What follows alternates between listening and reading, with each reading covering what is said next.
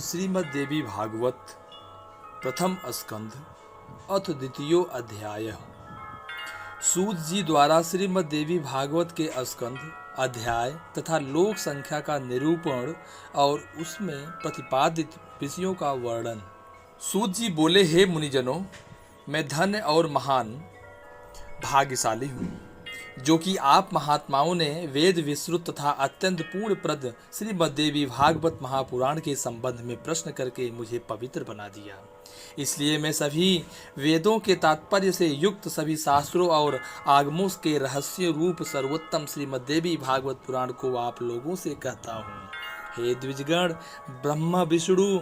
ब्रह्मा विष्णु महेश से सेवित स्तुति परायण मुनिजनों के संतत ध्यान करने योग्य तथा योगियों को मुक्ति देने वाले भगवती के सुंदर एवं कोमल चरणों में प्रणाम करके मैं उस उत्तम पुराण का भक्ति पूर्वक विस्तार से वर्णन करूंगा, जो सभी रसों से युक्त, शोभा संपन्न, सभी रसों का निधान एवं श्रीमद् देवी भागवत के नाम से प्रसिद्ध है।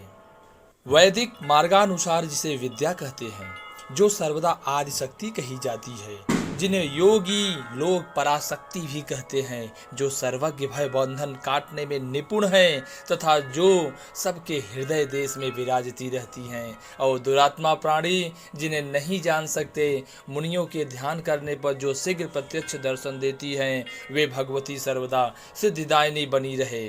जो सत असत रूप उस जगत की सृष्टि करके अपनी त्रिगुणात्मिका सत्वरजतम शक्ति द्वारा उसका पालन करती तथा प्रलयांत में उसका संहार करके अकेली स्वयं लीला रमण करती है, उस समस्त विश्व की जननी भगवती का मैं मन ही मन स्मरण करता हूँ। यह संसार में प्रसिद्ध है कि ब्रह्मा ही इस संपूर्ण जगत के सृष्टा हैं। साथ ही सभी वेदज्ञ तथा पुराण वक्ता भी यही कहते हैं। उनका यह भी कथन है कि भगवान विष्णु के नाभि कमल से ही उन ब्रह्मा की उत्पत्ति हुई है, जो स्वतंत्र नहीं है, अपितु विष्णु की प्रेरणा से ही वे संसार की सृष्टि करते हैं। जब कल्पांत में सर्वत्र जलमय हो जाता है, तब केवल शेष शैया पर भगवान विष्णु शयन करते हैं और उन्हीं के नाभि कमल से ब्रह्मा का आविर्भाव होता है। इस प्रकार जब सहस्त्र फल वाले शेष के विष्णु के आधार हैं, तो फिर उन मुरारी को भी सर्वाधार भगवान कैसे कहा जाए। प्रलयकालीन समुद्र का जल भी तो रस रूप ही है और बिना पात्र रस कहीं ठहर नहीं सकता। अतएव जो सब प्राणियों में शक्ति रूप से विराजती रहती है, मैं उन संपूर्ण संसार की जननी आदि शक्ति भगवती की शरण ग्रहण करता हूँ। योग निद्रा में लीन भगवान विष्णु को देखकर उनके नाभि कमल में विराजमान ब्रह्मा ने जिन देवी की स्तुति की थी, मैं उन्हीं सब पराशक्ति भगवती के शरणागत हूँ।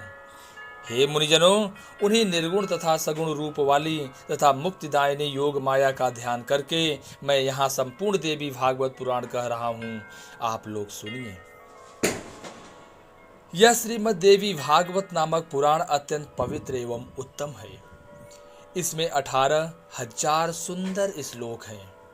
कृष्ण द्वैपायन द्वारा विरचित इस श्रीमद् देवी भागवत पुराण में कल्याणकारी 12 स्कंध तथा कुल 318 अध्याय बताए गए हैं। उनमें प्रथम स्कंध में 20 अध्याय, द्वितीय में 12 और तृतीय में 30 और चतुर्थ में 25 अध्याय हैं। पंचम स्कंध में 35 अध्याय है, षष्ठ में 31, सप्तम स्कंध में 40 और अष्टम में तत्व संख्या के बराबर अर्थात 24, नवम में 50 और दसम स्कंध में 13 अध्याय मुनि व्यास जी ने कहे हैं। इसी प्रकार हे मुनिगण, एकादश स्कंध में 24 और द्वादश स्कंध में 14 अध्याय बताए गए हैं।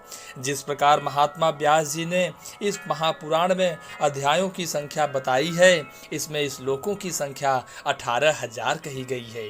सर्ग, प्रतिसर्ग, वंश वर्णन, मनमंत्र तथा वंशानुरचित, इस प्रकार पुराणों के ये 5 लक्षण हैं, जो कल्याणमयी भगवती नित्या निर्गुणा व्यापक रूप से सृष्टि में स्थित रहने वाली विकार रहित योग गम्या सबकी आधार रूपा तथा तुर्यावस्था में प्रतिष्ठित है।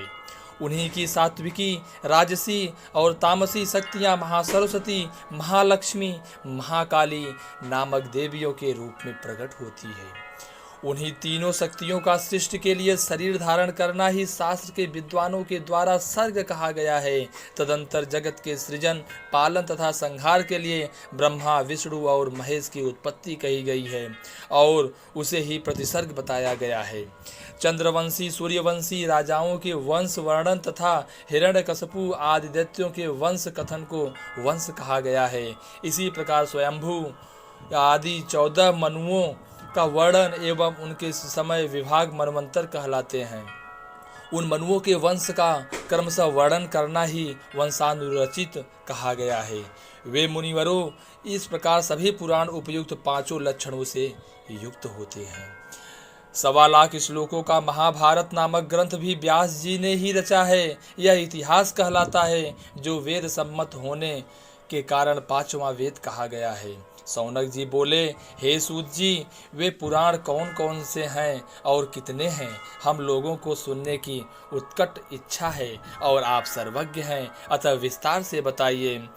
कलिकाल से भयभीत हम ब्राह्मण नैमिषारण्य में ही रहते हैं। ब्रह्मा जी ने मनोमय चक्र हमें देकर यह आदेश दिया था कि इसी चक्र के पीछे पीछे आप लोग जाएं।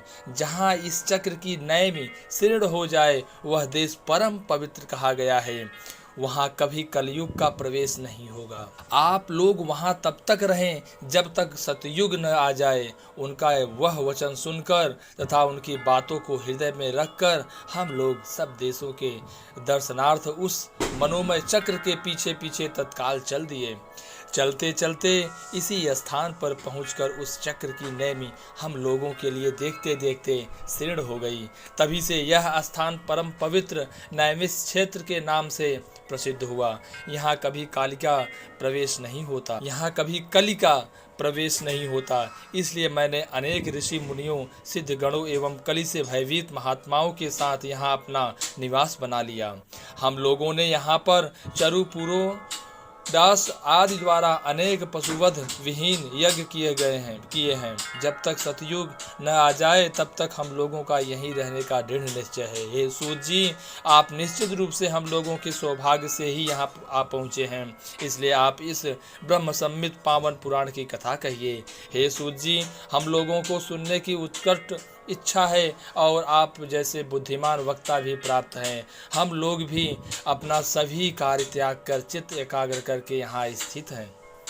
अतः हे सूत जी, आप चिरंजीवी हो तथा तीनों प्रकार के तापों, दैहिक, दैविक, भौतिक से मुक्त रहकर हम लोगों को परम पवित्र तथा कल्याणकारी श्रीमद् देवी भागवत पुराण सुनाइए, जिसमें धर्म, अर्थ और काम का विधिवत वर्णन किया गया है। महर्षि व्यास ने भी बताया है कि इसके द्वारा ज्ञान प्राप्त करके पुनः उससे मुक्ति मिलती है। हे सूत जी, महर्षि वेदव्यास ने जिस पवित्र पुराण को कहा है उसके मनोहर कथा चरित्रों को सुनने से हमारी कभी तृप्ति नहीं होती है। सभी गुणों का एकमात्र स्थान, परम पवित्र, समस्त संसार की जननी भगवती के लीला नाट्य के समान विचित्र, सभी पाप समूहों का नाश करने वाले तथा सब प्रकार की अभिलाषाओं को पूर्ण करने वाले तथा भगवती के नाम से समन्वित श्रीमद् देवी भागवत महापुराण को प्रकट कीजिए। जय माता दी।